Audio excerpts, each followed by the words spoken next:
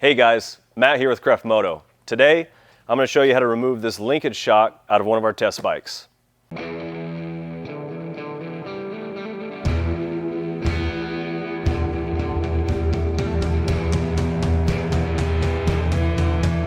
Now, we receive a lot of calls from riders who are attempting to remove this shock prior to sending their suspension off to us.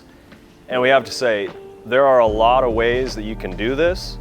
We've seen some that are completely unnecessary and quite frustrating. So today, we'll show you how we do it here.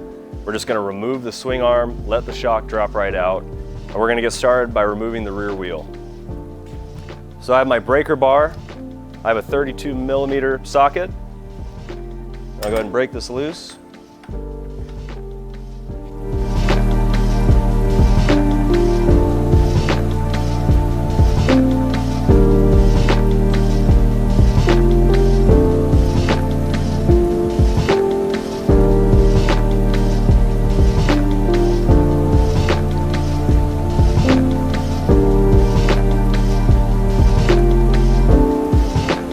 Next, I'm going to take my cable cutters and I'm going to remove the zip ties on this frame protector.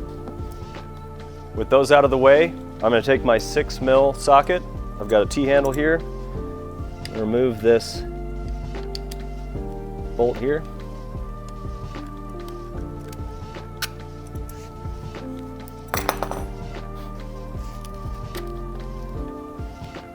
With that off, we're now going to take our 19mm socket.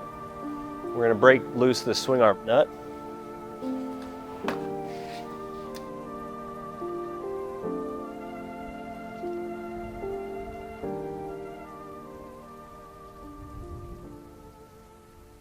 All right, now we're going to step around to the other side of the bike. I have my 17mm socket, my breaker bar. I'm going to break loose this pull rod pivot nut.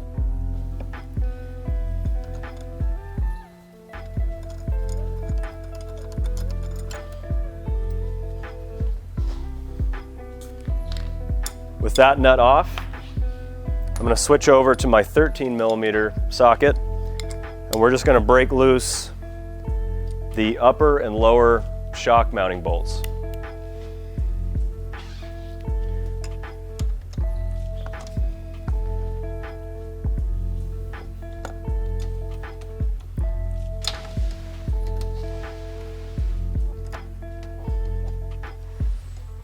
And to the bottom.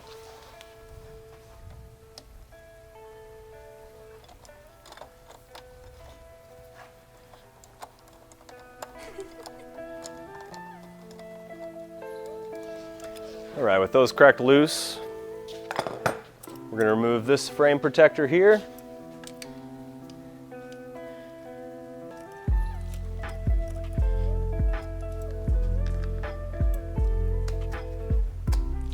Now with this frame protector off, what we're going to do is we're going to drive this swing arm pivot bolt out using your mallet and a punch or some sort of dowel.